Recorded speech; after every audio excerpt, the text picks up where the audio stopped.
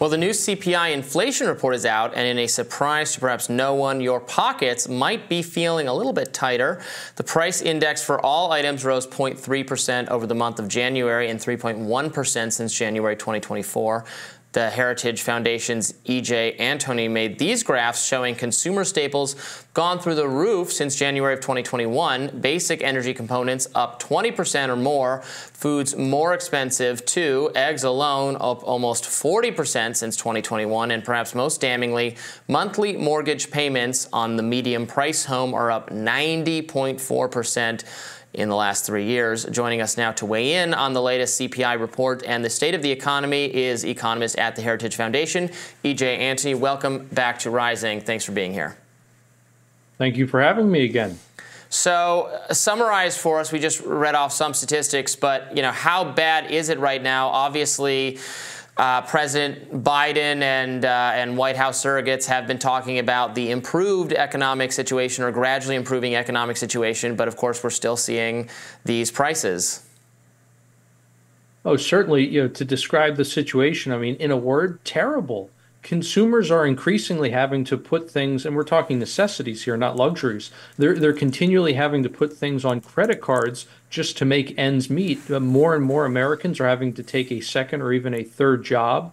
We have over 60% of people living paycheck to paycheck, and folks are just drowning right now in credit card debt, well over $1.1 trillion. I mean, it has gotten so bad, not just with credit card balances, but also credit card interest rates, that families are paying over $200 billion a year just in interest on those credit cards. That's not paying down the credit cards. You're not putting anything towards the balance. You're just paying the interest. So things have certainly gotten out of hand for a lot of American families. They're basically just digging themselves into a hole at this point.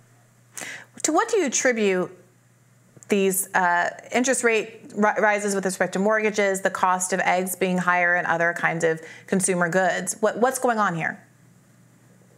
Well, the biggest culprit right now is just the sheer size of government spending. When the government spent, borrowed, and printed trillions upon trillions of dollars it didn't have, that devalued the dollar. So everything priced in dollars, which is everything that we buy, obviously, is going to go up in price because it takes more dollars to buy what you used to buy before with fewer dollars. But on top of that, you've also had a lot of bad policies out of this administration that have really hamstrung domestic energy. And as a consequence of that, it has driven up energy prices. Now, energy is a bit of a unique component within the economy because it affects everything we do and everything we buy. So as a consequence, when energy prices go up, in the long run, everything else starts going up as well. And these factors have combined to create the catastrophe, frankly, that we have today. I mean, let's call it what it is. It is a cost of living crisis. In terms of things like mortgages, why have they gotten so expensive? Obviously, you have the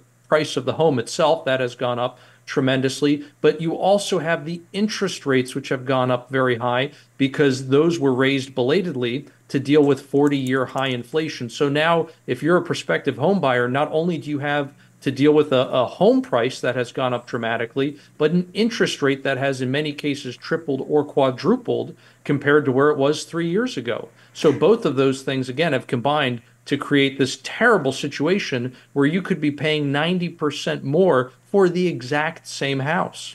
Help me understand this, because as you mentioned, and as we said on the read, egg prices are up from just a year ago. So obviously they did come down after the pandemic. And so the allegation that the reason some of these consumer goods have high prices being connected to the bailouts of the pandemic era don't seem to track, or at least don't seem to explain in the fluctuation. They haven't been permanently up. They're up from just last year. CNN reported that, as you pointed out, egg prices rose 8.5% compared to the month before in January, and they attribute the cause to a highly contagious, deadly avian flu that's wreaked havoc in the egg market, and also point to the fact that there have been some allegations that these legitimate troubles in the market are leading to price gouging. Of course, the egg industry had to pay $17.7 million in damages for price gouging they were accused of doing in the early 2000s. Do you credit any of those explanations? No, not really, for a couple of reasons. Everyone on team transitory for inflation, they were saying that, oh, this is all just from supply chain problems. Well, all those supply chain problems have been resolved, and yet prices have not come down. You would expect not only for inflation to come down, but for prices to come down as well if all of the factors that were allegedly causing those price increases have gone away. And we have a lot of different indices that show that supply chains on average are right back to where they were before the pandemic, and yet prices are not. On the business front, this idea that businesses en masse are somehow gouging consumers, that doesn't even pass the smell test. Businesses right now have seen businesses right now, I should say, have prices that are 20% higher than they were in January of 2021, which is exactly the same as the increase in consumer prices. In other words, businesses are simply passing along to consumers all of the cost increases that they are already paying. And that's one of the reasons why, although corporate profits are at record highs right now, if you adjust for inflation, they're not. In fact, they've actually fallen for several quarters. I just want to drill down on this a little bit. I specifically asked, to what do you attribute the fact that prices did come down after the pandemic? Egg prices were down, and now they've gone back up. And it's really difficult for me to understand how you can attribute that to a bailout if you can't account for the fact that there have been variations in these prices. Also, it's not just, you said they don't think the price gouging passes the smell test, but it did pass the federal jury test insofar as that a federal jury found that these manufacturers, these egg producers, were in fact guilty and had to pay a multi-million-dollar settlement for proven price gouging. So how do you respond? Well, I would love to see that proof. This wouldn't be the first time that a jury was wrong. But in terms of the spending, it's not as if government spending, these bailouts from 2020, all of a sudden stopped after 2020. What this administration has done is simply replace COVID emergency spending with other spending. They have taken deficits that were, again, supposedly for an emergency and institutionalized them. So now multi-trillion-dollar deficits are the norm. So it's not as if the inflationary impulse only existed in 2020 or even into 2021. It exists to this day. We have a treasury that continues to borrow well over $1 trillion a year. They'll probably be close to $2 trillion by the time this fiscal year is over. Thinking of things like eggs specifically, though, to your question, there are all kinds of fluctuations that happen within that market, but within all other food markets as well. It's not uncommon that you will have one month where prices are up, another month where prices are down. And that's why we look at the long-term trend. And the long-term trend for not just food, but prices in general over the last 3 years has been absolutely terrible. It is going nowhere but up. What's the number one most immediate thing the Biden administration could do to actually bring down some of these prices? It's a great question, and the very clear answer is to stop the excessive spending. We have to get that under control because that really is the first link in the chain, so to speak. If you cut the spending, then you can cut the borrowing, which relieves the pressure on the Federal Reserve to print the money to pay for all those unfunded deficits.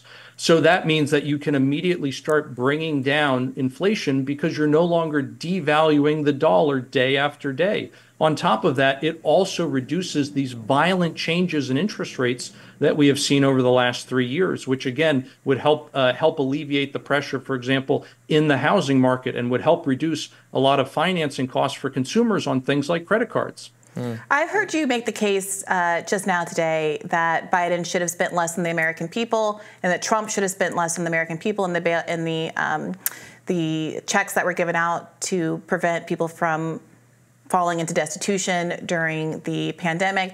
And you've also argued that despite record profits from billionaire CEOs, that they in fact aren't profiting as much as numbers would show, and that there should be some lifting of their burden. It does seem like all of your advice is pointing in one direction, which is that working class and poor people who are struggling to afford these consumer goods should not be bailed out, but that by making it easier for profits to flow freely to the top, that is going to have a trickle-down effect, that is going to bring egg prices down, and that also we shouldn't be concerned about proven cases of egg price gouging by these CEOs. And additionally, there shouldn't be any further spending to help let's say, cap prices or use antitrust to explore some of these food monopolies. What do you say to folks who say this seems like it's all a very pro 1%, pro corporate agenda? Where is the bailout that's ever going to happen for regular people in this country? Respectfully, I'm not sure you've heard anything that I've said, because that seems like a completely different characterization than the things that I've actually said during this interview. But in terms of which part class specifically, folks, though? people with lower and middle income stratas, what should we be doing for those people? We need to remember inflation hits them the hardest. People who have high incomes, people who have high net wealth, they tend to have salaries which appreciate well during times of fast inflation. People who have a lot of assets, it doesn't matter if those are equities or if those are homes, whatever the case may be, those assets tend to appreciate in price very well with inflation. And so those folks tend to do just fine. But the people who really get crushed are the ones who don't have assets. Who are they? They tend to be lower and middle income. The working class folks, they also tend to have incomes which adjust very, very slowly to inflation. That's especially true for retirees, by the way, who are on fixed incomes. And so the thing that you can do to help those people the most is to keep inflation low. Yes, but EJ, this is the issue. The Heritage Foundation, for example, advocates historically for sales taxes. Taxes that disproportionately affect people who buy things, which is poor and working class and middle class people, as opposed to wealth taxes that affect the wealthiest people in the United States of America, right? Over and over again, the policies that get advocated, they're pitched as, well, this is easier, this is a flat tax, this applies equally to everyone, without paying attention to the fact, as you just pointed out, that different kinds of people in different classes earn their money very differently. And so you're absolutely right that the price gouging, that the costs of higher eggs, whether it's because of something like price gouging, whether it's because of something like the avian flu, which is largely unavoidable, is going to disproportionately affect poor and working people. But it does seem like there's a pattern of saying that you shouldn't bail people out, the poor and working people out when there is a crisis. Shouldn't bail anyone out. Should not bail out. But that's not what he said. He pushed. Wait a minute. Excuse me. When did I even use the word bailout? I'm using the word, not you. But you specifically okay, well made then reference. please don't put words in my mouth and say that I'm saying to bail anyone out, because I have not said that. I'm saying it. I'm saying it. And if I could get to this point, I'm specifically pointing to the fact that you alluded to record high corporate profits. Remember, billionaires doubled their wealth during the pandemic. Record high corporate profits right now. You brought up into this conversation, and I invite you to clarify that you don't think that those numbers are accurate and that they're in fact not profiting as much as they look like they're profiting. And the implication seemed to be that something needed to be done about that because they're being too limited and not profiting as much as they should. Am I wrong? Please do respond.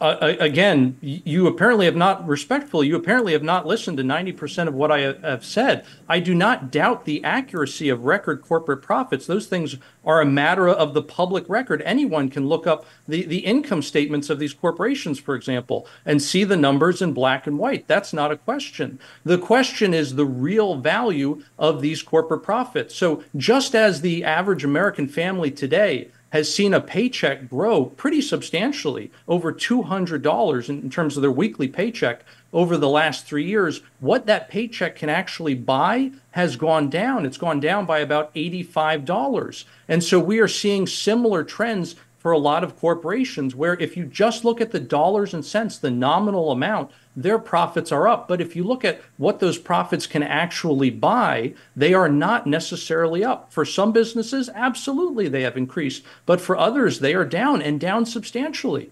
Yeah, small businesses in particular are really struggling, in large part because the consumer base that patronizes small businesses, people in your community, restaurants and the like that struggled so much in the pandemic, they don't have a customer base that has enough money and liquidity to be able to spend on those kinds of goods anymore. And so crushing the poor and the working class ultimately does hurt the small business owner. And of course, the same effects are not true of big multinational corporations. Thank you so much for joining us today and explaining your worldview, EJ. Thank you for having me.